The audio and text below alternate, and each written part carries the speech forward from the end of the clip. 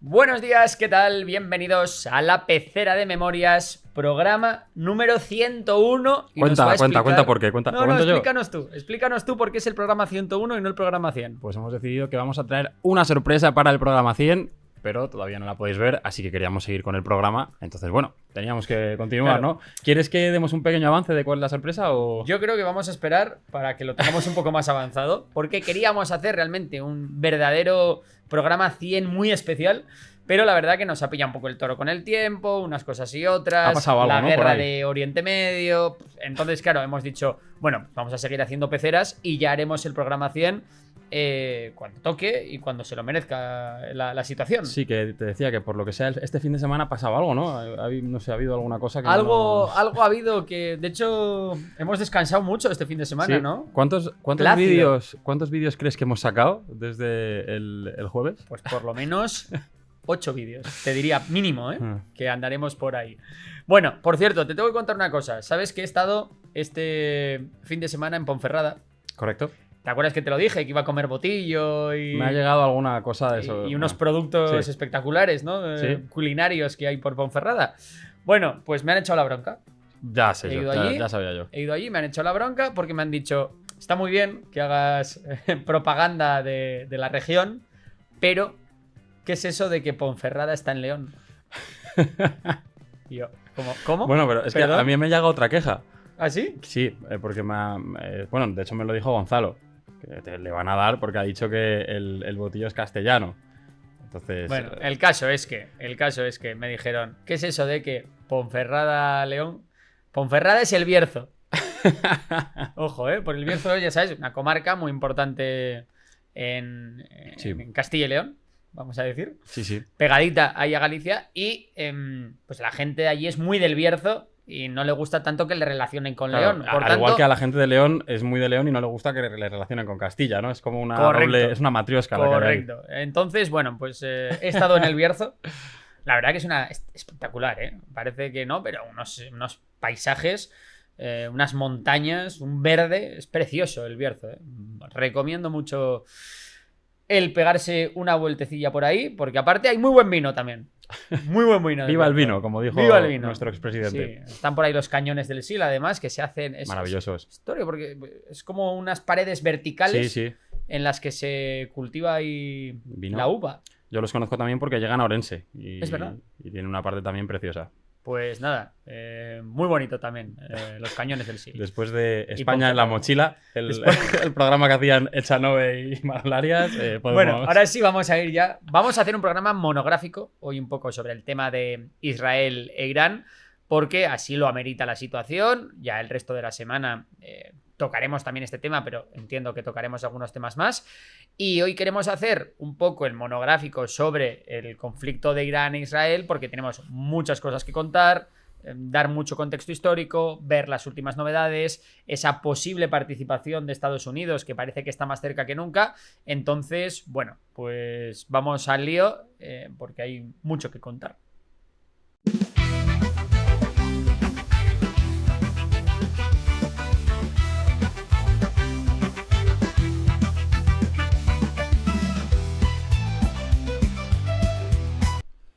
Bueno, pues hemos pensado que lo que vamos a hacer para guiar un poquito todo el monográfico de hoy es que yo le voy a ir haciendo a Borja varias preguntas sobre el tema de Irán. Vamos a ir un poco al contexto inicial, a los orígenes de todo el Formato conflicto. un poco entrevista, Formato entrevista. pero también ayúdame si ves que No, me por dejo supuesto, algo, por supuesto. si ves que quieres aportar Y cualquier seguro cosa, David. que podemos charlar un poquito, pero Eso sí. es. Si te parece, podemos empezar ya, entramos en materia. Bueno.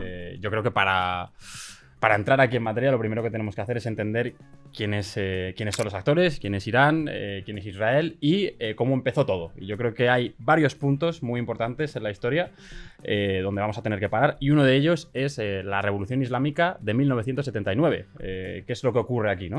Efectivamente. Bueno, lo que ocurre en la Revolución de 1979 es que, bueno, tenemos que hablar un poco de lo que era Irán antes de 1979. Era una monarquía gobernada bajo el mando del Shah de Persia, que curiosamente el Shah de Persia sí que era aliado de Occidente, especialmente de Estados Unidos. De hecho, como curiosidad, ayer la Fuerza Aérea Israelí acabó con unos F-14, que eran los últimos F-14 que quedaban en el mundo en servicio.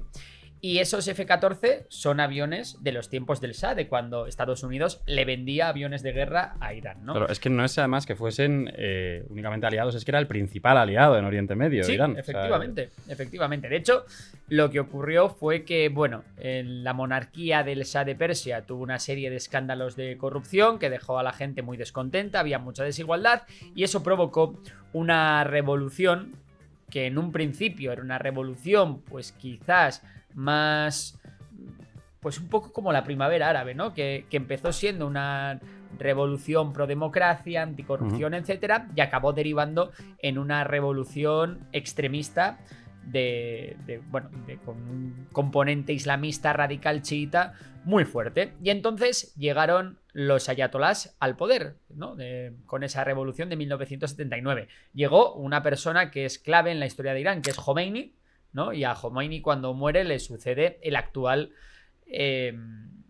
ayatolá, que es Ali Khamenei, el actual líder supremo, que es Ali Khamenei, que por cierto dicen que está en un búnker y dicen, cuentan las malas lenguas, que podría estar a día de hoy ya sin poder político, en el sentido de que se ha hecho cargo de la situación pues la plana mayor de la Guardia Revolucionaria Islámica, o mejor dicho, lo que queda de ella. Es, digamos, un símbolo ya, ¿no? Lo que quieres decir es que tiene muy poco poder y que también es verdad que es un señor que es muy mayor. Eso es. Hay que tener en cuenta que puede estar haciendo un Biden, ¿no? Ahí está el tema, que el ayatolá ya es muy mayor. No sé si tiene más de 85, creo. Por ahí. Sí, en teoría es quien tiene la última palabra y es quien pone y quita líderes, pero está por ver al final cuál es realmente su capacidad de mando operativa a día de hoy sobre el terreno. Vale. Luego, más allá de estos clérigos, también tenemos por otro lado a Israel.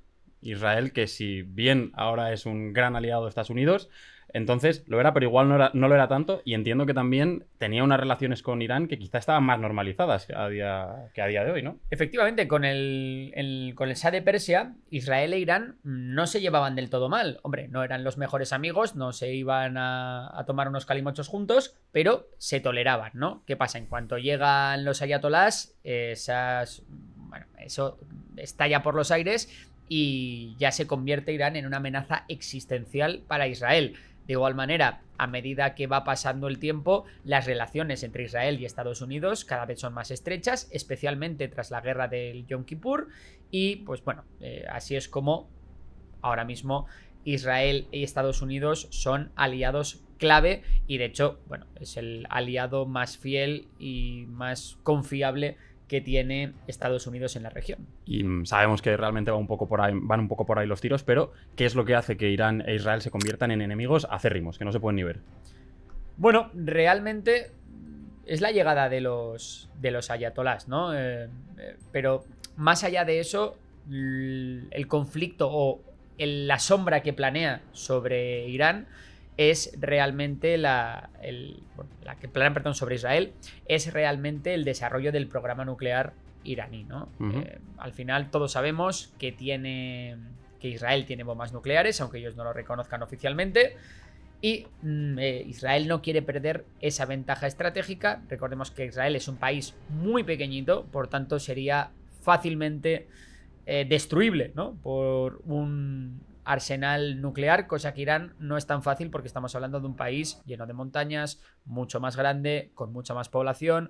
Entonces para Israel es una amenaza completamente existencial e Israel va a procurar por todos los medios que Irán no consiga el armamento nuclear. Claro, y luego realmente para Irán la gran amenaza aparte de Israel es Estados Unidos, ¿no? Porque Estados Unidos considera a Irán un agente desestabilizador de la región en su contra, por decirlo así, y a Israel como un agente facilitador, ¿no? Y en todo caso, si desestabiliza la región, lo va a hacer siempre en favor de Estados Unidos. Efectivamente, tanto Irán como sus aliados siempre han estado en el bloque opuesto a Estados Unidos desde 1979 y eso se puede ver, ¿no? Por ejemplo, en la guerra de Siria, pues Irán ¿a quién apoyaba? A Bashar al-Assad. En el Líbano, ¿a quién apoya? A Hezbollah. Siempre del lado contrario al de Estados Unidos. Quizás la única excepción sea Bagdad, porque Estados Unidos ha pugnado con Irán por ver quién tiene más influencia en el gobierno iraquí. A día de hoy parece que es Irán quien tiene más influencia y Estados Unidos, de hecho, ya tiene muchas menos fuerzas en Irak de las que tenía hace unos años. Y luego, un tema muy importante es cómo se han ido, tanto la una como la otra, tanto Irán como Israel, consolidando en la región, porque siguen como estrategias súper distintas, ¿no? O sea, mientras que Irán tiene todo este tema de los proxies, Israel igual es más pues, su músculo tecnológico. ¿Cómo lo ves esto? Bueno, no cabe duda. Irán se ha ido convirtiendo en un actor importantísimo en la región, primero por su fuerza demográfica, son más de 80 millones de personas, y segundo porque es el líder, ¿no?, de ese bloque chiita, de ese eje que hasta ahora, bueno, pues unía Teherán con Beirut, ¿no? Y por medio pues estaba la Siria de Bashar al-Assad, estaba el gobierno iraquí, estaban las milicias chiitas iraquíes, estaba Hezbollah. Sin embargo, bueno, hemos visto cómo ese eje en los últimos tiempos se ha ido resquebrajando. Hezbollah está descabezada, está intentando recuperarse de lo que sufrió el año pasado. La Siria de Bashar al-Assad ha caído. El gobierno iraquí pues es un gobierno bastante flojito a día de hoy. Y poco a poco, pues eso, los aliados iraníes se han ido diluyendo, ¿no? Sin embargo, Israel cada vez tiene más peso en la región porque, bueno, si vemos los crecimientos de PIB que ha tenido Israel en la última década son espectaculares. Es la meca de las startups en Oriente Medio. En fin, Israel pues tiene una industria de defensa tremenda y ha sido muy hábil diplomáticamente para ganarse siempre el favor y el apoyo de Estados Unidos, ¿no? Hay que entender también que Israel ha sido un país tradicionalmente rodeado de enemigos que le querían destruir. Pues hablamos de Egipto, de Jordania, de Siria, de Hezbollah en el Líbano, de Irak, de cuando estaba Saddam Hussein. Entonces, lo que ocurre con eso es que, bueno, Israel, siempre ha tenido una doctrina de defensa muy fuerte en la que ha primado el ataque preventivo, ¿no? Como yo tengo muy poca profundidad estratégica porque mi país es muy pequeñito, de hecho, y no tienen espacio para defenderse, de la ¿no? frontera a Tel Aviv hay 14 kilómetros, pues lo que voy a hacer es, antes de que me ataquen, voy a intentar atacar yo y neutralizar las amenazas lejos de mis fronteras. Vale. Y has comentado una cosa que a mí me llama mucho la atención, que es que Israel ha estado siempre rodeado de enemigos. Has hablado de Egipto, has hablado de Jordania, pero han ido pasando cositas. Y al final Israel, de alguna forma, ha conseguido ponerse, no te voy a decir en su bando, pero mucho más cerca que antes, a países como Arabia Saudita, que antes eran también enemigos acérrimos, ¿no? Entonces, ¿qué es lo que ha ido ocurriendo aquí? Aquí han ocurrido dos cosas. La primera es que Israel ha ido ganando sucesivas guerras a las potencias árabes, pues la guerra de los 6 días, la guerra del Yom Kippur, por ejemplo, y eso ha provocado que los países árabes hayan decidido, ostras, no me voy a meter tanto con estos porque cada vez que me he metido he salido trasquilado, ¿no? Y luego, por otro lado, gracias también a la mediación de Estados Unidos, pues ambos bloques, el bloque suní, el bloque árabe suní y el bloque israelí, pues se han ido uniendo, ¿no? Poquito a poco se han ido uniendo hasta que, de hecho, se firmaron los acuerdos de Abraham, que esos acuerdos de Abraham, pues básicamente países como Emiratos Árabes Unidos, como, bueno, el propio Marruecos, también, pues países así han conseguido, pues iniciar esa cooperación diplomática entre las potencias, como digo, sunís árabes y Israel. Luego también, a pesar de que Arabia Saudí no firmó los acuerdos de Abraham, sí que se ha acercado también poco a poco a Israel. También ha firmado acuerdos de cooperación, ¿no? Con también Israel. Es verdad que las potencias sunís también han firmado acuerdos de cooperación, o por ejemplo Arabia Saudí ha vuelto a restablecer las relaciones diplomáticas con Irán. Entonces, bueno, simplemente las potencias sunís han pasado de ser un elemento muy hostil en la región a ser... un elemento más cooperativo, ¿no? Sí, que busca llevarse bien con todo el mundo. Efectivamente. Vale. También te digo, a Arabia Saudí, por ejemplo, o a cualquier potencia suní, no le conviene tampoco que Irán obtenga armas nucleares. Entonces, en este caso, están así, frotándose las manos, que me haga otro el trabajo sucio y yo no me tengo que preocupar. Y a propósito de esto, te iba a decir otro país que es muy importante y ha sido también muy relevante para Irán, que ahora quizás también está un poco frotándose las manos, que es Siria, ¿no? ¿Qué podemos decir de Siria en este contexto? Bueno, Siria está llevando a cabo un poco la posición pues que lleva su bloque, ¿no? Quizás me está recordando un poco al papel de Jordania, no tan cercano a Israel, pero bueno, todos sabemos que el gobierno de Ahmed al-Shara debería ser, ¿no?, ideológicamente muy hostil hacia Israel. Sin embargo, incluso se especula con que el gobierno sirio va a permitir usar su espacio aéreo para derribar los misiles o drones que lance Irán contra Israel. Ahora mismo, bueno, antes de que empezaran estas operaciones, Israel, en la semana anterior, bombardeó Siria. Bombardeó Siria porque supuestamente se habían lanzado 2 cohetes, no se sabe quién, los había lanzado hacia Israel, ¿no? Y un poco como venganza. Y bueno, lo ha hecho ya varias veces desde que Bashar al-Assad llegó. O sea, Bashar al-Assad, Mohamed al-Shara llegó al. Eso es. Sin embargo, Ahmed al-Shara parece que no tiene ninguna intención a día de hoy de confrontar con Israel. E incluso yo creo que podemos verle cooperando en la defensa de los Justo hablábamos un poco de eso de las monarquías del Golfo Pérsico y de los países sunitas, de intentar llevarse bien con todos. Ahmed al-Shara es el que está ahora mismo el máximo exponente de intentar llevarse bien con todo el mundo, ¿no? Sí, yo creo. O sea, parecía que iba a ser exactamente lo contrario, que iba a llegar y iba, pues bueno, a establecer una dictadura teocrática súper hostil contra todo lo que no oliese a islamismo suní, y sin embargo, de momento, todo lo contrario. Está resultando ser bastante diplomático. Ya nadie le llama al-Jolani. Ya nadie le llama al-Jolani, se nos ha olvidado el pasado yihadista. Y bueno, pues en esas estamos con Siria. Vale, vamos a cambiar un poco de tercio y vamos a hablar ahora de una de las cosas que yo creo que definen sin duda este conflicto, que es el programa nuclear iraní, ¿no? Porque al final es la línea roja de Israel. ¿Cómo estamos en este tema ahora mismo? Bueno, el programa nuclear iraní tiene décadas de historia y ha sido, pues yo creo, el programa nuclear que más está costando completar de la historia, ¿no? Más que nada porque, a pesar de que Irán lleva acumulando conocimiento durante décadas y a pesar de que ha hecho inversiones milmillonarias, se ha encontrado con muchos palos en las ruedas. Claro. ¿Por qué? Porque, como decía, Israel y Estados Unidos bajo ningún concepto quieren que Irán consiga un arma nuclear. Y para evitarlo han hecho de todo. Han asesinado científicos, han metido virus informáticos, han atacado las centrifugadoras, que son las que enriquecen el uranio.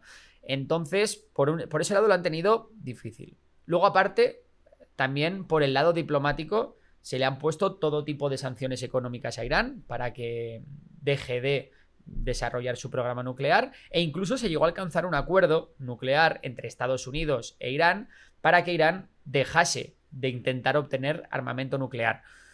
Un acuerdo que, si bien lo firmó Obama, si no recuerdo mal, que consistía básicamente en que redujese sus reservas de uranio enriquecido, de que rebajasen el número de centrifugadoras, bueno, en fin, una serie de limitaciones que eran perfectamente comprobables por la Organización Internacional de la Energía Atómica. El caso es que de repente, un buen día de 2018, con Trump en la presidencia, Trump dice: este acuerdo es una mierda, yo de aquí me salgo. Claro, que Irán empieza a pisar el acelerador en ese momento, claro, ¿no? A Irán, a cambio de todo eso, se le habían levantado muchas de las sanciones y estaba pudiendo volver a vender petróleo y gas. Y entonces, claro, Irán dijo: vale, pues si me vas a volver a sancionar, yo entonces voy a volver a desarrollar mi programa nuclear. Y eso nos ha llevado a esta situación. ¿Y cuál es esta situación? Bueno, antes de los ataques, todo el mundo, lo que dice la OIEA es que Irán estaba a tan solo unas pocas semanas, siempre se dice unas pocas semanas, no sabemos si son 4 o si son 20, pero a unas pocas semanas de completar su programa nuclear y adquirir bombas nucleares. De hecho, lo que ha dicho Israel es que Irán ya tenía suficiente uranio enriquecido para fabricar 15 bombas nucleares. Israel lo que ha dicho ha sido, o lo que ha hecho, mejor dicho, ha sido: bueno, no vais a querer negociar, no está saliendo la negociación del nuevo acuerdo nuclear, por tanto, voy a atacar yo. Otra las vez volvemos a instalaciones la doctrina nucleares. de estos ataques preventivos, ¿no? Sí, de hecho, esto igual la gente no lo sabe, pero no es la primera vez que Israel ataca unas instalaciones nucleares enemigas. También lo hizo con la Irak de Saddam Hussein, que también acabó con su programa nuclear a base de bombardeo. Esta vez, bueno, obviamente los ataques sobre las instalaciones nucleares iraníes han venido acompañados acompañados de ataques pues contra bases de misiles balísticos, fábricas de drones. Han descabezado a parte de la Guardia Revolucionaria Islámica, haciendo ataques en los propios domicilios. En fin, han atacado todo tipo de objetivos, ayer, muy coordinado además. Ayer, de hecho, Israel, atacó la televisión pública iraní. Cierto. Bueno, vamos luego con ello, para no hacer eso, spoiler, sí. Porque vamos a acabar contando un poco todo lo que ha sido la actualidad, ¿no? Exacto. Pero volvamos ahora mismo, si te parece, al tema de los acuerdos de Abraham. Porque es un... Digamos, han tenido un papel muy importante en lo que es la política de aislamiento de Irán, ¿no? ¿Cómo ha quedado Irán tan lejos de... Aunque tú me estabas comentando que es verdad que sí que ha normalizado relaciones con Arabia Saudí, que era también su otro gran enemigo, pero cómo ha ido quedándose tan encajonado Irán y formando pues ese eje de resistencia en el que al final los actores, muchos de ellos ni siquiera son estatales. Entiendo que también tiene que ver la caída del régimen de Bashar al-Assad.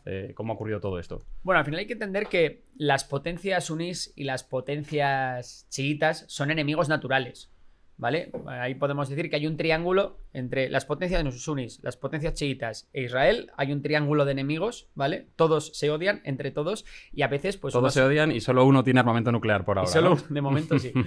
Y bueno, podemos decir que Pakistán, como potencia suní, tiene armamento nuclear, aunque es verdad que siempre ha pillado un poco lejos de la geopolítica de Oriente Medio, ¿no?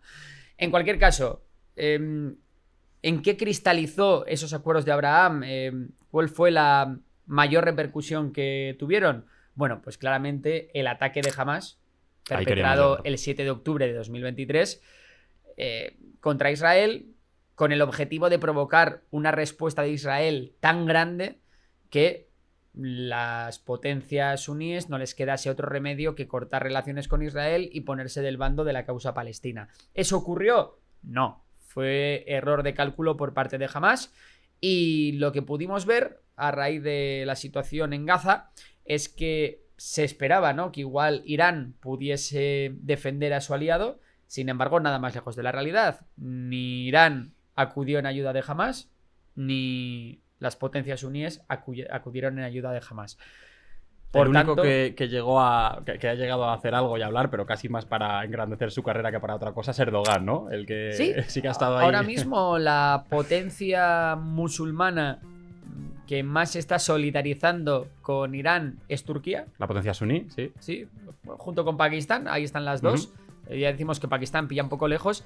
Y en el caso de Turquía es curioso, porque Turquía es un miembro de la OTAN y aliado de Estados Unidos. Por eso es bastante... Y además, históricamente, curioso. Turquía también ha tenido buenas relaciones con Israel. Esto está cambiando ahora, pero no es un país que haya... Esto ha cambiado sobre todo a partir de la llegada de Erdogan al poder. Erdogan ya sabemos que tiene esas ansias, ¿no?, de revivir el Imperio Otomano, y para eso necesita el beneplácito del mundo musulmán. Y bueno, pues al final lo que hace Erdogan es presentarse como el defensor de las causas musulmanas, especialmente las suníes. Vale. 7 de octubre. Pasan un montón de cosas. Lo primero, ¿qué frentes se reactivan? Porque es una guerra que escapa más allá. Vamos a hablar también, evidentemente, de toda la ofensiva en Gaza, pero ¿qué frentes se reactivan más allá de esto? Es decir, Líbano, los hutíes, ¿qué es lo que empieza a ocurrir aquí? Bueno, lo primero que ocurre después de que Israel empieza su ofensiva en Gaza es que efectivamente por el norte se une Hezbollah, que si bien no inicia una invasión del territorio israelí, sí que hay muchas escaramuzas fronterizas y empieza una lluvia constante de cohetes. Eso por un lado. Siria decide no meterse en el fregado, pero al final el régimen de Bashar al-Assad colapsa igualmente. Por otra parte, los únicos que parece que están prestando o que han prestado apoyo constante a los palestinos pues fueron los hutíes. Lo que pasa que están demasiado lejos como para hacer gran cosa. Y son una fuerza demasiado minoritaria, claro, además. Se han limitado a lanzar algún misil balístico contra Israel, y luego, por otro lado, lo otro que han hecho los hutíes es, bueno, cerrar el estrecho de Bab el-Mandeb y atacar todos los barcos que tuvieran como destino o como origen Israel. Se podría decir que en relación a su fuerza, los hutíes son los que más están haciendo para el eje de resistencia, ¿no? Sin duda. Luego también hay que hablar de las milicias chiitas de Irak, como la principal es Kataib Hezbollah, no confundir con el Hezbollah del Líbano. Y Kataib Hezbollah también ha atacado en varias ocasiones bases estadounidenses en Irak como medida de presión para que acaben las hostilidades en Gaza. Y otra pregunta que se me ocurre a mí con esto es las milicias chiitas de Siria ahora mismo, ¿qué están haciendo? ¿Qué sabemos de ellas? Bueno, la mayor parte de ellas están desmovilizadas. Sabemos que hay movimientos guerrilleros de fuerzas pro-asadistas en la zona de Latakia, principalmente al noroeste, siempre lo tengo que pensar esto. Y luego muchas de ellas cruzaron la frontera por el paso de Abu Kamal hacia Irak, ¿no? Entonces, bueno, eso es todo lo que queda, pero no son una fuerza relevante a día de hoy en el conflicto. Vale, has comentado que Hamás, con los atentados del 7 de octubre, tuvo un error de cálculo y que después de todo esto no tuvo el apoyo que esperaba del mundo musulmán.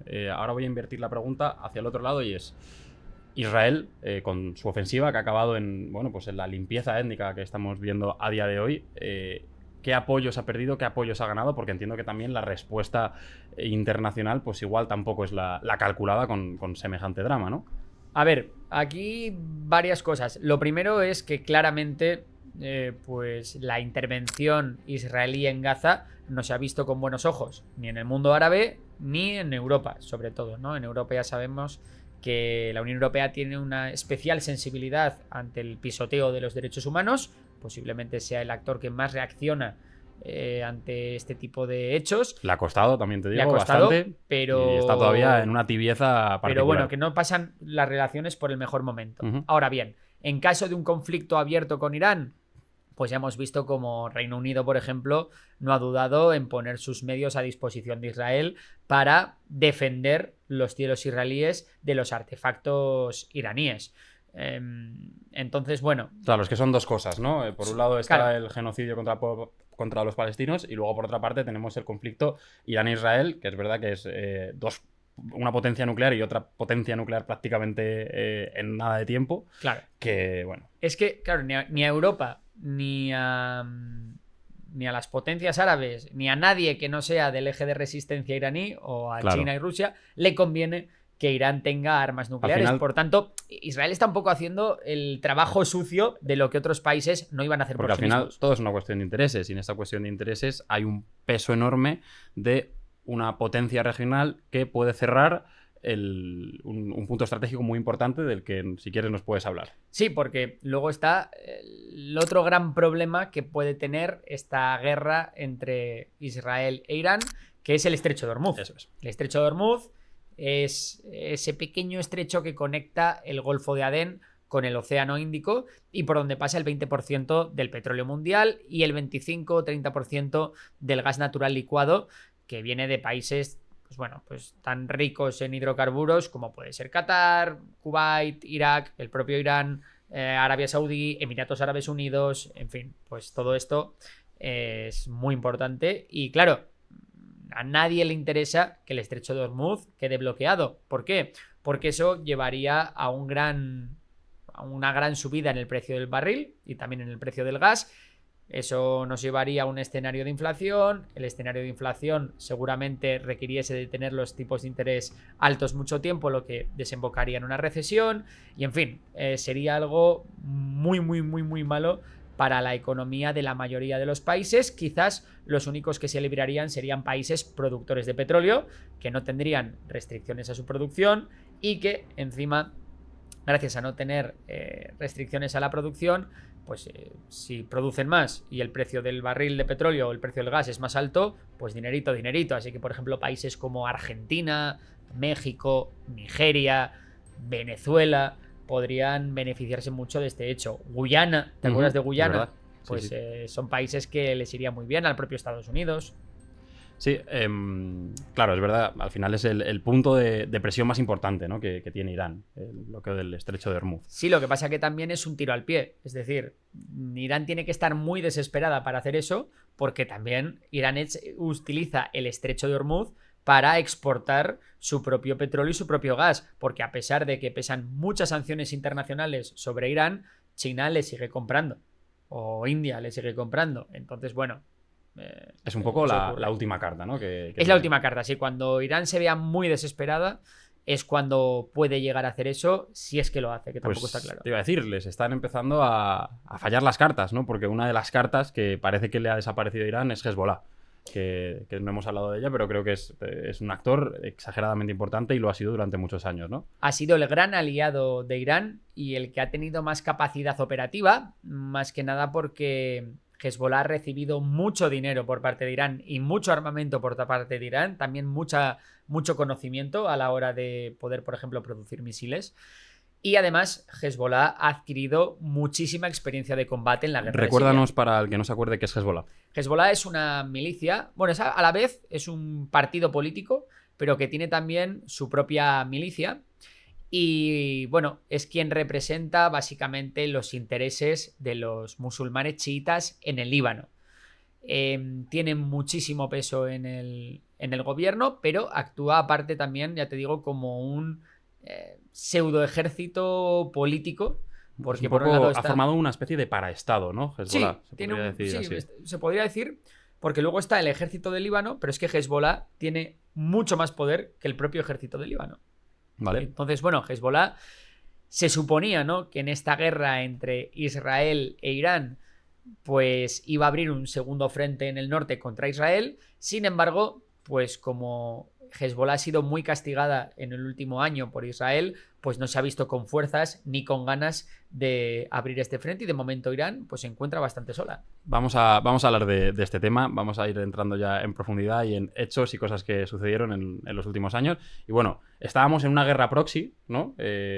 Con estos actores, Hezbollah, los hutíes, pero poco a poco empiezan a pasar cositas, y una de estas cosas pues salpica mucho a Hezbollah. Nos vamos ya a 2024. Y bueno, aparte también de Hezbollah, tenemos que hablar de altos cargos que empiezan a ser eliminados de forma bastante quirúrgica por Israel, ¿no? Todo empieza realmente... A ver, ya decíamos, ¿no?, que Hezbollah constantemente llevaba a cabo escaramuzas contra Israel, lanzamiento de cohetes. Israel llevaba a cabo bombardeos selectivos en Líbano, pero de repente hay un ataque israelí que lo cambia todo, que es un ataque... contra en el que hay una reunión en la que hay altos cargos del régimen iraní y altos cargos de Hezbollah, ¿no? ¿Esto era en Siria? Esto era en Damasco, si no recuerdo mal. Si no recuerdo mal, ya sabéis que, bueno, hacían itinerancia, ¿no?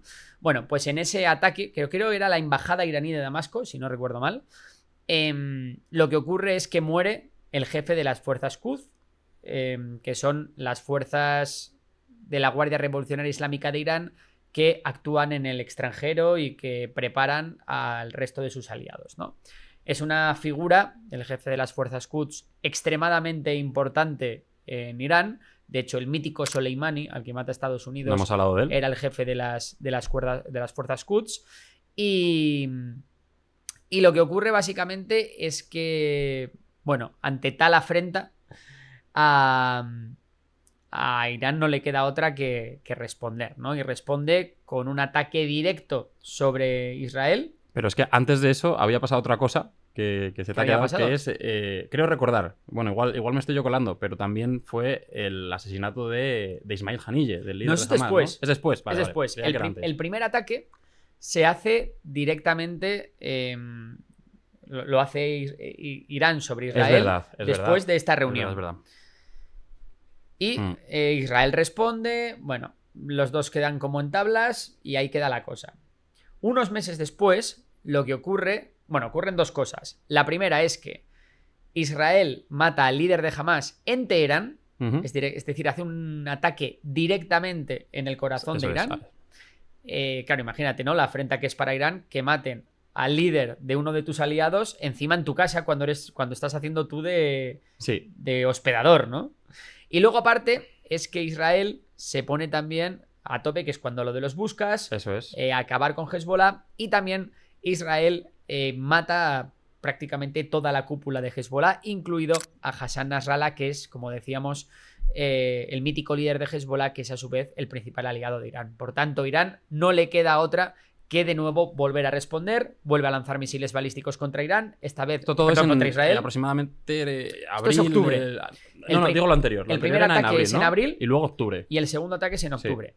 Entonces, Irán lanza misiles balísticos de nuevo contra Israel. Algunos impactan en una base militar. Israel responde y una vez más las cosas quedan ahí. Desde entonces, lo que ha hecho Estados Unidos ha sido intentar mediar, intentando volver a firmar un acuerdo nuclear. Mi impresión es que Irán ha estado jugando con Estados Unidos, no tenía intención de firmar un acuerdo nuclear, pero ha intentado ganar tiempo para finalizar.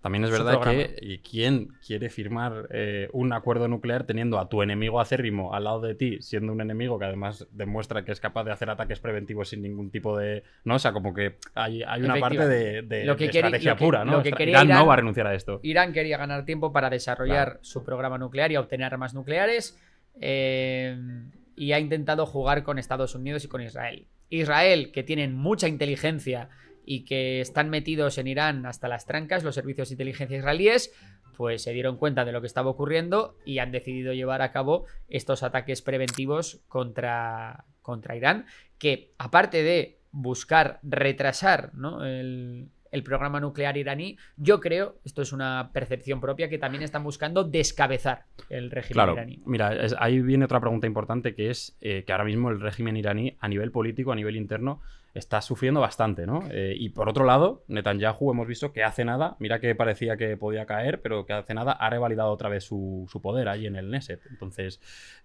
claro. La intervención está siendo tan absolutamente exitosa, porque Israel, vamos, es que se ha hecho con la superioridad aérea sobre Irán en 48 horas. O sea, es una barbaridad. Estamos viendo drones iraníes sobrevolando Teherán, que es una locura. Vale, pues lo que hemos visto básicamente es que mientras que Netanyahu está reforzando su liderazgo, porque le está saliendo muy bien las cosas y está quedando bastante bien de cara a la opinión pública, a la opinión pública interna, recordamos, que quede claro. El ayatolá realmente le está pasando todo lo bueno, Netanyahu, ¿no?, también tiene sus manifestaciones, sus protestas, todo esto, pero aún así mantiene el poder. Pero creo que la posición de Netanyahu hoy es mejor que la de Netanyahu hace 3 días. Sí. ¿No?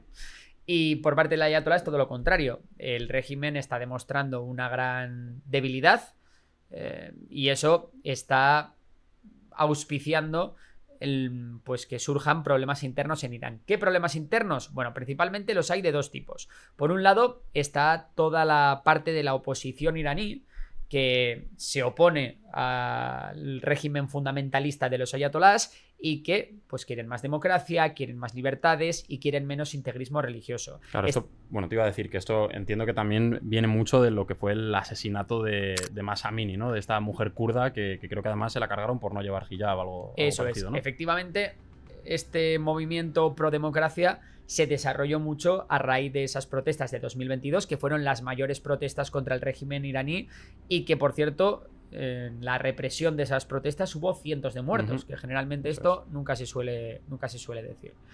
Vale, el segundo problema interno que tiene Irán es que, aunque nosotros ahí siempre decimos, ¿no?, el país persa, Irán, los persas, bueno, realmente solo la mitad de la población es persa, el resto de la población pues hay de todo, hay azeríes, árabes, kurdos, sí, baluchíes, hay un poco de todo, hay hasta armenios, o sea, hay de todo. ¿Qué pasa? Que muchos de estos pueblos quieren independizarse, especialmente los kurdos y los baluchíes, y tienen grupos armados ya organizados que no dudarán en levantarse contra el ayatolá si así lo requiere la situación y si ven la ventana de oportunidad. Y luego no hay que olvidarse también de los grupos terroristas salafistas, ¿no? Pues hablamos del Estado Islámico del Khorasán, hablamos de los talibanes que siempre tienen un ojo puesto en la frontera con Irán, en fin, los barbudos tradicionales de los que tanto hablamos aquí, David. Vale. Bueno, llegamos yo creo ya a este año y yo creo que nos podemos ir metiendo en todo lo que ha pasado, porque dejamos el 2024 con estos intercambios que ya vimos en su momento entre Irán e Israel, estos ataques a instalaciones nucleares. hubo un momento, ha habido unos meses donde la tensión seguía ahí, evidentemente. La guerra proxy estaba sobre todo con los hutíes, ¿no? Pero hemos llegado a, bueno, pues a un mes en el que otra vez se reactiva de forma muy directa este conflicto. Entiendo que tiene que ver con lo que hablábamos de la OIA y ese Israel diciendo, uy, uy, uy, que les queda nada. Bueno, es que lo hemos comentado aquí muchas veces en la propia pecera, David, el hecho de que esperábamos un ataque de Israel a Irán en los próximos meses, lo íbamos diciendo un montón de tiempo, porque es que no le quedaba otra a Israel. Israel no iba a permitir que Irán tuviera armas nucleares, ¿no? Y así ha sido. Bueno, la operación empezó con una serie de... Bueno, primero, es verdad, ojo, la operación comenzó con una base de drones secreta del Mossad, que consiguió establecerse en Irán, y desde allí, con drones de corto alcance, consiguieron golpear activos estratégicos como radares y sistemas antimisiles. Una vez estaban las defensas antiaéreas iraníes un poco más ciegas, entraron más de 200 aviones de guerra, entre los que se encontraban F-15, F-16 y F-35, que es el mejor cazabombardero ahora mismo que hay en el mundo, y con eso empezaron a golpear lugares estratégicos, pero los primeros en ser golpeados fueron los domicilios de la Guardia Revolucionaria Islámica, de los top del mando de la Guardia Revolucionaria Islámica. Y también se intentó golpear las reuniones que pudiera haber entre líderes militares, entre mandos militares iraníes. Lo que pudimos ver, bueno, fue que enseguida la Guardia Revolucionaria Islámica se descabezó, se interrumpieron muchas cadenas de mando y después de eso ya sí que se empezaron a bombardear pues instalaciones nucleares, bases de misiles, en fin, todo activo que tuviera cierto valor militar. Vale. Irán, ¿qué hace en este momento? ¿Cómo responde? Pues Irán tarda en responder, pero lo que hace es, al caer la noche, después de recibir bombarderos durante todo el día y después de que incluso hubiera manifestaciones de los elementos más integristas de Irán, o como le gusta a nuestros seguidores, los elementos más recalcitrantes, ¿no?, del régimen iraní, pues responde con una lluvia de 300 misiles balísticos. Y estas han sido las únicas respuestas que ha llevado a cabo Irán. Lluvias de misiles balísticos. Que realmente no quiere para nada esta escalada. No quiere esta escalada. Lo que menos le interesa. Pero, Irán no quiere ir a la guerra. Pero no le está quedando otra. Ya sabes que en esto del mundo militar, dos se pelean si uno quiere. Con que uno quiera pelear, está e Israel parece que... Israel que suele querer. Quiere. Y parece que Estados Unidos ahora también. El caso es que las respuestas de Irán han consistido en lluvias de misiles balísticos y en el envío de drones de largo alcance. Lo que pasa que al menos la parte de los misiles balísticos cada vez va disminuyendo, ¿no? El primer ataque fue de 300, el segundo ataque fue de 100, el siguiente ataque fue de 70 y pues esta noche creo que simplemente han lanzado 10 misiles balísticos. ¿Esto quiere decir que se están quedando sin misiles balísticos? No necesariamente. Podemos estar hablando de una falta quizás de lanzadores, no tanto del misil, sino del elemento que los lanza, o podemos estar hablando simplemente de que, oye, están haciendo acopio para lanzar un gran ataque en el futuro, o quizás no, o quizás... Porque la opción de que estén intentando un poco izar bandera blanca con esto, oye, igual que hicieron en su momento, ¿no? O sea, como mandar una respuesta como muy comedida. ¿Eso puede ser también o no va por ahí? Sí, pero si va por ahí se equivocan, puede ser, no sé si es lo que está en la cabeza del alto mando iraní, pero se equivocan porque Israel no está parando. De hecho, cada vez está atacando más objetivos y cada vez tiene pues mayor impunidad a la hora de atacar. Veremos si también igual tiene que ver que los israelíes han sido capaces de destruir una gran parte del arsenal iraní en sus propias bases. Eso también está por ver. Ahora bien, para acabar del todo con el programa nuclear iraní, parece que van a necesitar los israelíes la ayuda de Estados Unidos, porque son los únicos que tienen los misiles Moab que esos misiles Moab son la mayor munición antibúnker que hay y parece que son los únicos que podrían destruir las capacidades nucleares iraníes que se encuentran a muchos metros bajo tierra. Estamos hablando de que son los únicos que pueden hacer un agujero tan grande como para poder llegar, ¿no?, al arsenal nuclear. Exactamente eso.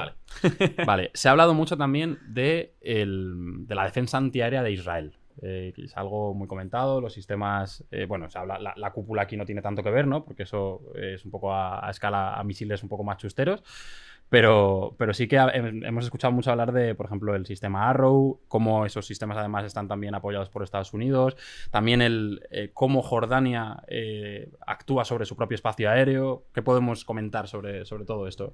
Vale, vamos a ver qué le puede lanzar Irán a Israel y cómo Israel puede defenderse. A ver, para empezar, Irán puede enviar a Israel drones de largo alcance, los famosos drones Shahid. ¿Vale? Esos drones Shahid, que los hemos visto mucho en la guerra de Ucrania, pues vuelan a unos 200 kilómetros por hora aproximadamente y son fáciles de interceptar. Lo que pasa que, claro, si son enviados en gran número, como hace Rusia contra Ucrania, que los envían oleadas de cientos, pues comienzan a ser un problema, ¿no? Esos drones Shahid se están interceptando de dos maneras. La primera es con la famosa cúpula de hierro y la segunda es se les está destruyendo antes de que lleguen a suelo israelí. ¿Quién los está destruyendo? Pues tanto las fuerzas aéreas israelíes como las fuerzas aéreas y barcos de Estados Unidos, como incluso, pues bueno, pues como tú has dicho, otros aliados, como por ejemplo Jordania, que también está utilizando su propia aviación para derribar estos drones, ¿no? ¿Qué más puede lanzarle Irán a Israel? Misiles crucero, misiles de medio alcance. Estos se van un poquito más rápido, creo que van a velocidad subsónica, pero ya son misiles más difíciles de interceptar, aunque todavía son fáciles de interceptar porque llevan una trayectoria, vamos, la típica trayectoria que lleva un misil, entonces es muy fácil saber qué trayectoria llevan y por tanto enviar un elemento que los neutralice. Para esto, lo que tiene Israel es otro sistema de defensa antiaérea que se llama la onda de David, ¿vale? Tu onda. ¿Cómo les gusta a estos también ponerle el nombre bíblico a las cosas, sí. Suena muy... Me gusta como nombre bíblico Jericó. Siempre me gustó. Yo ayer leí de dónde viene lo de la operación Rising Lion. ¿De dónde viene? ¿Cómo se llama? Ahora se me ha olvidado. ¿Cómo se llaman los párrafos de la Biblia? Que tiene un nombre. Versículo. El versículo, gracias. ¿De qué versículo viene? Y la verdad es que es terrible. O sea, es un versículo que dice algo así como el león se erguirá y se comerá la sangre de sus víctimas. O sea, madre ya no sé, vamos. Bueno, pues eso está la onda de David. Y luego hay un tercer... La onda de David está más guapo, ¿eh? La onda de David está guay como nombre. Y luego tiene un tercer sistema que ya es para los misiles balísticos. Los misiles balísticos son misiles que van a una velocidad muchísimo mayor y que en vez de llevar a cabo una trayectoria normal que lleva un misil, lo que hacen es una trayectoria balística. No salen de la atmósfera, bueno, de la atmósfera, llegan a la exosfera y desde la exosfera alcanzan, gracias a la gravedad, unas velocidades tremendas y eso los hace muy difíciles de interceptar. Para esto, lo que tiene Israel es el sistema Arrow, por un lado, y luego también Estados Unidos ha desplegado el sistema TAZ. Problema, que tanto los misiles balísticos como los misiles encargados de interceptar los misiles balísticos son elementos tremendamente caros y escasos. Por tanto, esos hay que guardarlos bien. Lo que está haciendo Israel es, vale, bueno, a algunos se le cuela, pero está diciendo, yo voy a calcular la trayectoria gracias a la inteligencia que me proporciona Estados Unidos y solo voy a detener el misil balístico si calculo que el objetivo de ese misil balístico es un objetivo importante. Si veo que va a caer en medio de un pueblo, de una plantación o lo que sea, ese voy a intentar no interceptarlo para no quedarme sin munición. La pregunta aquí es, ¿quién se va a quedar antes? Sin elementos. ¿Irán sin cosas que tirarle a Israel? ¿O Israel sin cosas con las que defenderse respecto a Irán? Veremos. Otra pregunta que creo que también es muy importante. Al final, tanto Israel como Irán, con el tipo de guerra que tienen, han sido capaces de evitar tener bajas civiles dentro de sus propias ciudades. Esto ha cambiado en comparación con los conflictos que hay. No son una locura, pero bueno, ya una baja civil ya siempre es algo que es muy trágico, ¿no? para un país. Entonces, ¿cómo puede desestabilizar esto? Y también me gustaría saber, porque yo no lo tengo muy claro ahora mismo, cómo está un poco la correlación en ese sentido. O sea, que digamos, cómo han sido de sangrientos todos estos ataques. Bueno, como estamos acostumbrados a lo que ocurre en Gaza o en Ucrania, pues es verdad que las cifras de víctimas todavía no son muy altas. Hablamos de unos cientos de muertos en el caso de Irán. Que siempre son altas. Que son muy altas, pero Pero sí, se puede entender, sí. Que no tiene nada que ver con lo que pasa en Palestina, que van por 50.000 muertos. Y luego en el caso de Irán hablamos de unas decenas de muertos. En el caso de Israel, todo el rato ahora de bajas civiles. Bajas civiles. Cientos de muertos en el caso de Irán, decenas de muertos en el caso de Israel. De momento, para todo el daño que se le ha hecho a Irán, es cierto que cientos de bajas de civiles, siendo muchas, puestos en contexto con otras guerras o con otros conflictos, no es una proporción demasiado alta. Está siendo ataques relativamente quirúrgicos. Dicho esto, para Irán es casi, y vamos a medir mucho las palabras, pero es casi bueno, entre comillas, que haya bajas civiles, porque eso une mucho a su pueblo en torno a su gobierno. Genera un enemigo común, ¿no? Y le separa mucho de Israel. Entonces, claro, imagínate, ¿no? Hablamos antes del movimiento kurdo. Si de repente el movimiento kurdo se levanta contra el régimen de los ayatolás y Israel ha matado muchos civiles, se puede fácilmente relacionar a los kurdos con Israel y a los kurdos con las bajas de civiles, ¿no? Por tanto, Israel tiene que tener mucho cuidado con las bajas civiles si lo que quiere es que haya un levantamiento contra el régimen de los ayatolás. Claro, porque si no sé. Y luego, por otra parte, también a mí ver caer esos misiles, ¿no? en una ciudad como Tel Aviv, que en gran parte ha sido también como una ciudad occidental, moderna, todo esto. Entiendo que eso también, decíamos que Netanyahu ha salido fortalecido, pero una baja civil en Israel pesa muchísimo, ¿no? Claro, y más teniendo en cuenta que hay tan pocos israelíes, ¿no? Pesa muchísimo a nivel político, quiero decir. Pesa mucho a nivel político y también a nivel demográfico porque, como digo, solo hay 6 millones de israelíes en Israel y por tanto, pues unas bajas altas. Y quizás allí no une tanto al pueblo, ¿no? Que pueda haber elementos de, oye, mira, porque hay gente que también dentro de Israel está en contra de todo lo que está ocurriendo. No son pocos tampoco. En Israel hay mucha gente que está en contra de la guerra. Pero lo que tú dices, o sea, Israel tiene una tolerancia menor a las bajas de la que a priori podría tener Irán. Sí, sí. Vale, pues si te parece, para ir un poco terminando, lo que había pensado era ir un poco actor internacional, países, Estados Unidos, un poco ir comentando cuál es la posición de cada uno. Un poco quién apoya a quién en este bando o si hay algún elemento más neutral. Tenemos un vídeo, por cierto, tenemos un vídeo que lo contamos, si alguien lo quiere complementar, pero bueno, ya que estamos aquí, para los que no ven los vídeos de Memorias de Pez, que seguro que no hay muchos, pues mira, si te parece, empezamos un poco con los apoyos más claros que tiene Irán.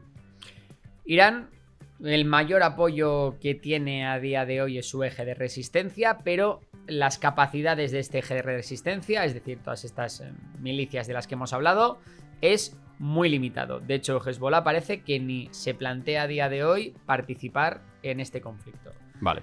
Luego, apoyos estatales. Pues quien más puede hacer algo por Irán o quien más está dispuesto a hacer algo por Irán es Irak, pero tampoco tiene grandes medios con los que hacer frente a nadie. Entonces, poquita cosa. O sea, de los vecinos ahora mismo, Irán está... Otro país que parece que podría proveer de armas porque es enemigo acérrimo, tan enemigo que ni siquiera reconoce el Estado de Israel, Pakistán.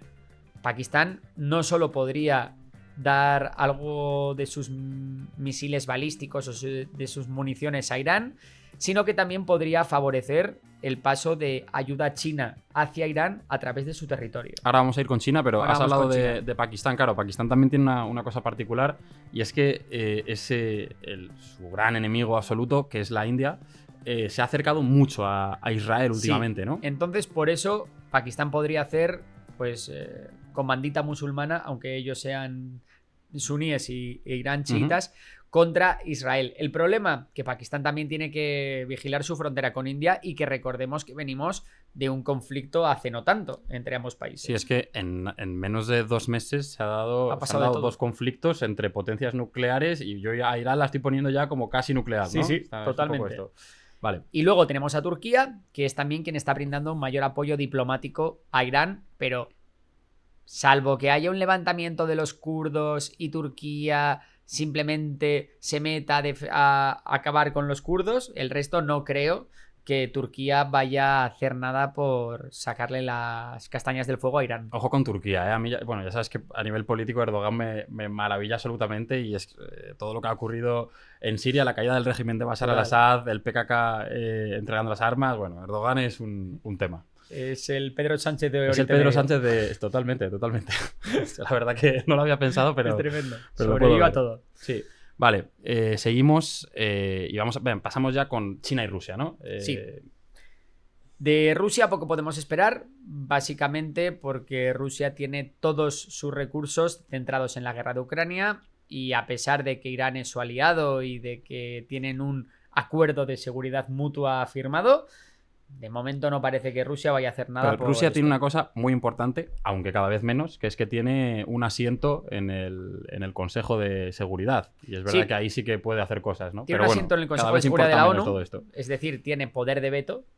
Entonces puede vetar resoluciones contra Irán en Naciones Unidas, pero más allá de ese apoyo diplomático, a nivel militar, Rusia no va a hacer nada, o no puede, mejor dicho, ni siquiera tiene los medios para hacer nada contra Israel, y menos contra una fuerza combinada de Estados Unidos e Israel. Y además también parece que ha habido un poco una sintonía entre Putin y Trump para tú a Londres y yo a California, pues tú haz lo que quieras en Ucrania y tú lo que quieras en Irán, ¿no? Sí, Hay de un hecho poco como esa... Putin ha dicho que llama a la paz, pero tampoco ha puesto el grito en el cielo.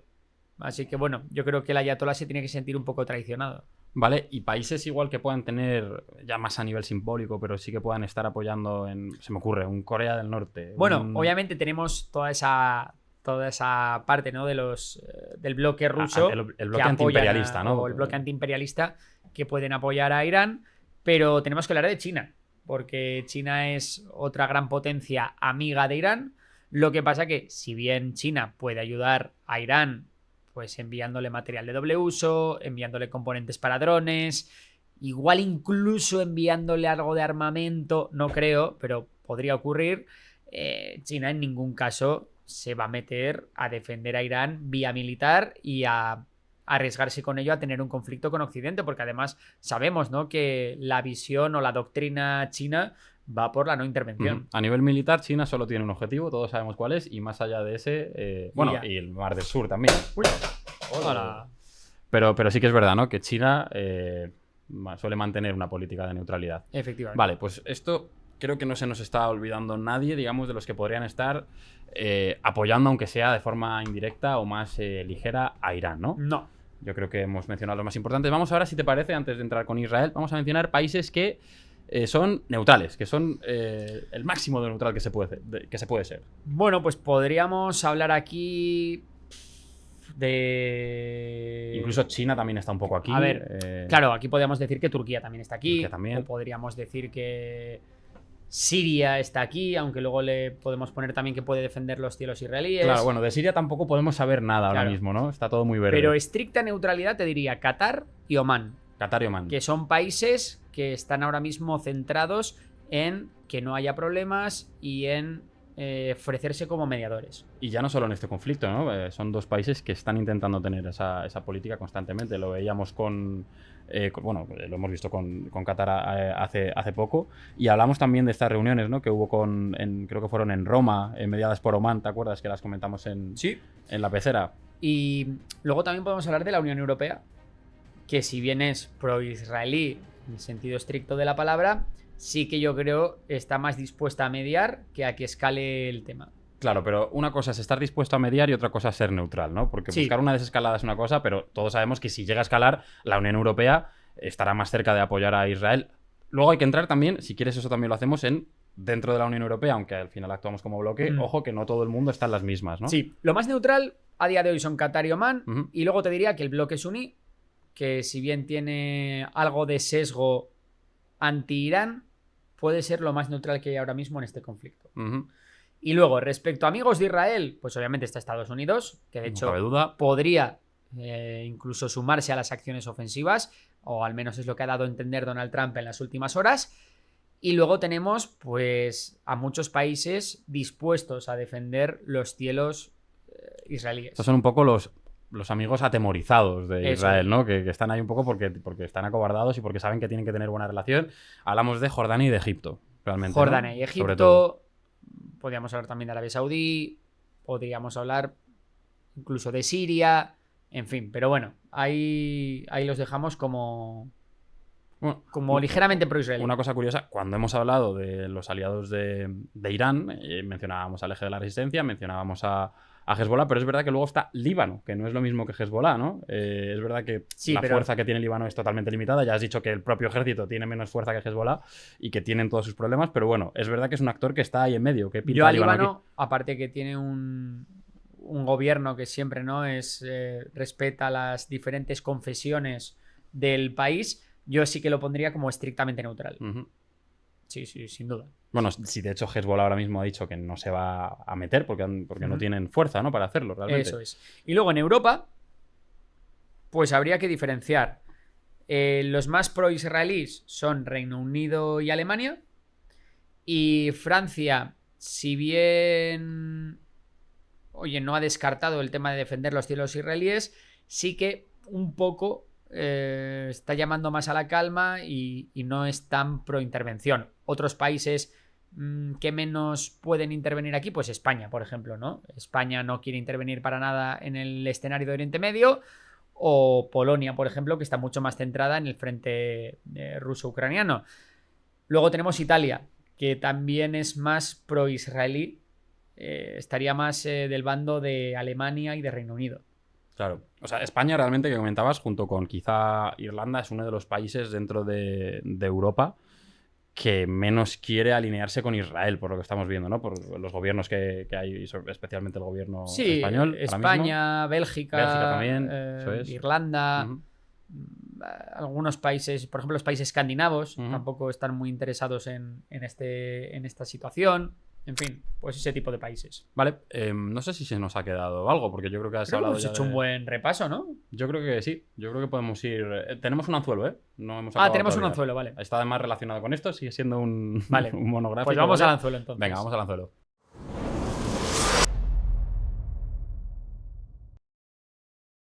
Bueno, la primera pregunta nos la hace Sorrus 2006. Hoy no hemos traído los miembros. Mañana hacemos actualización. Mencionamos todos los miembros. Pues Sorrus 2006 nos pregunta: en el caso de que en Irán se monte un gobierno pro-occidente, ¿podría haber paz en la región? Esta pregunta va un poco como oye, ¿y si en Irán pasa un Siria ahora mismo? Algo así, Sin ¿no? duda, podría haber paz en la región. A Irán se le podrían levantar las sanciones, como ha pasado en el caso de Siria. Y aparte de eso sí, Irán lo que tendría que hacer sería acabar con su programa nuclear, y a partir de ahí podríamos empezar a cambiar y a desarrollar la situación para mejor. Pero el cambio de gobierno es clave. Está claro que hay dos agentes desestabilizadores, ¿no?, en Oriente Medio ahora mismo. Antes teníamos también a Siria en ese sentido, pero ahora mismo quedan Irán e Israel, ¿no? Es un poco la... Sí. Vale. Sí. Tenemos también una pregunta de Nejo 1208 y nos pregunta: ¿veis a Israel capaz de utilizar su armamento nuclear en Irán si en algún momento ve una amenaza seria a su integridad? Yo creo que no, porque Israel ha demostrado la suficiente superioridad como para no tener que recurrir a esos medios. Yo creo que ahora mismo la cuestión de un ataque nuclear israelí no está en ninguna de las quinielas. Y es que no les hace falta. No, y se pondrían ahí sí que... Mira que la comunidad internacional ya empieza un poco a tener... En ese caso ya sería... Claro. Otra cosa es que Irán hubiera obtenido un arma nuclear sin que nadie lo sepa y la usase, o lleve a cabo una lluvia de 3.000 misiles balísticos contra todo Tel Aviv, destruyendo la ciudad. Hombre, si nos ponemos en ese escenario, pues igual sí que habría que empezar a tener miedo.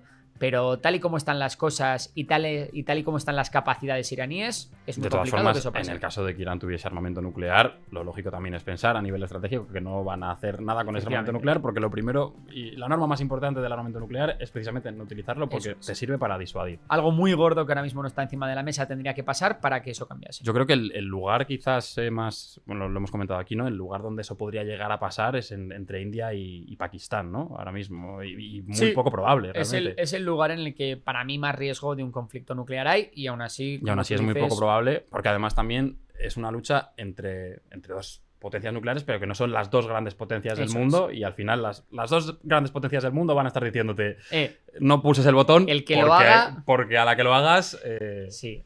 Entonces sin ahí duda. China y Estados Unidos se pusieron muy rápido a pedir la desescalada, ¿no? Y Rusia. Y Rusia también. Bueno, siguiente pregunta, la última, ¿vale? Última. Sí, nos la hace Andy García. Buen Grande actor, Andy García. Hace Sí. ¿Sabes quién es? No. Es el que hace... ¿Has visto El Padrino? Oh, sí, hace mucho. Bueno, no pasa nada, es un actorazo. Vale. Nos cuenta, Grande Andy. nos cuenta que se ha fumado todos los programas y nos dice que somos Fumado, increíbles. Se ha fumado nosotros también. Que somos increíbles y que somos unos genios. Muchas gracias, Andy. Borja meinea Jin. No, Borja no meinea Jin, pero yo sí. Esto es del LoL. Ah, ostras, estaba pensando, ¿qué dice este señor? Yo cuando jugaba al LoL jugaba con Jin, sí. Sí, es verdad. Mm. Yo creo que juego contigo con Sí, Jin. alguna vez, de las poquitas esas que me meto de vez en cuando. Vale. Yo Bueno, voy con Tristana y Warwick al fin del mundo. Solo uso esos dos. El es muy resto divertido paso. jugar con Borja al LoL. Es alucinante, es una experiencia. He mejorado, ¿eh? Espero. Bueno, nos comenta Andy García, de estos 100 programas, ¿cuál es la noticia más dura o que más os ha dejado huella? Gracias y un saludo. Maestros de ceremonia nos llama. MCs. MCs, ¿eh? Buah, no sé. ¿Tú? ¿Sabrías decir? Sí, a ver. Voy a responder. Mira, no voy a responder únicamente con la pecera, sino en Memorias de Pez. Y para mí, evidentemente, fue todo el tema de la ofensiva en Gaza de Israel. En general, contar todo eso. Porque es verdad que fue lo primero, así como grave, donde había muchas bajas civiles, donde yo trabajé. No sé si te acuerdas de eso, en plan de que fue. Sí. Empezamos ahí fuerte cuando estaba con eso. Luego es verdad que ese conflicto, particularmente en la pecera, pues hablar de ello siempre tiene un pozo negativo y duro y difícil, porque estás hablando de muchas bajas civiles, muchos de ellos niños. Entonces a mí se me hace muy complicado. Y luego, más allá de eso, que creo que es como algo muy claro, no sabría decirte noticias duras. A ver, hombre, noticias duras ha habido muchas. Obviamente los conflictos de Ucrania y Gaza han sido los más sangrientos. A mí una que me dolió especialmente... Sí, vamos a Vamos a ir comentarlo por fuera más, sí. de lo... Bueno, me causó mucha impotencia, por ejemplo, cuando Erdogan anunció que iba a iniciar una ofensiva en el norte de Siria y Estados Unidos dijo que no era un tema suyo, ¿no? Entonces esa fue dura después de todo lo que los kurdos sufrieron y toda la sangre que pusieron encima de la mesa para acabar con el Estado Islámico y hacernos el trabajo sucio. Otra que me pareció bastante triste fue, lo podemos llamar genocidio porque fue una limpieza étnica realmente, en el Nagorno-Karabaj, cuando Azerbaiyán entra y la República de Artsaj no aguanta, pues la República de Artsaj oficialmente se disuelve y toda su población de origen armenio tiene que irse de la zona a Armenia. Y bueno, desde entonces, pues el Nagorno-Karabaj está libre o casi libre de armenios étnicos y fue, joder, veías esos atascos de miles y miles de personas dejando sus hogares para siempre, que seguramente nunca podrán volver, y a mí esa noticia me marcó bastante, sí. Mira, otra noticia, o noticias, porque ha habido varias que creo que siempre nos da mucha rabia contar a ambos, es los volantazos que ha pegado España o distintos países de Europa con el tema del pueblo saharaui. También. Del Sahara Occidental. Eso es verdad que siempre escuece porque es verdad que sí. Sobre todo porque no se habla luego de ello, ¿no? Sí, esa es importante también. Yo me quedaría con esas. Habrá seguramente muchas más y porque son muchos años divulgando. Yo llevo ya 8 años. Y habrá habido muchas más cosas que me hayan llegado y que ahora mismo no me acuerde. Pero bueno. Yo me acuerdo cuando fue todo el tema cuando empezó todo el tema de Palestina, que tú me dijiste en ese momento, porque claro, esto es una cosa dura, pero no podemos hacer otra cosa, y es que cuando el mundo va mal, a nosotros pues nos va bien porque tenemos muchas más visitas, y que tú me dijiste que tú ya esto lo habías vivido con Ucrania, que iba a pasar un momento raro, porque iba a ver como pues eso, el canal funcionaba, pero contando de repente cosas que son muy miserables. Las estadísticas van muy bien. Eso es. Y que está teniendo mucha repercusión tu trabajo y que ganas cierto reconocimiento, pero a la vez es porque está ocurriendo algo muy malo en el mundo y es una sensación muy curiosa de vivir. Es rara. Se nos pone un poco la piel dura a veces. Yo no sé si, seguro que a ti también te lo han preguntado en plan de, oye, ¿cómo luego estás contando tantas movidas? Claro, mucha gente se queja algunas veces de que, pues aquí hacemos bromas, nos reímos, tal cual.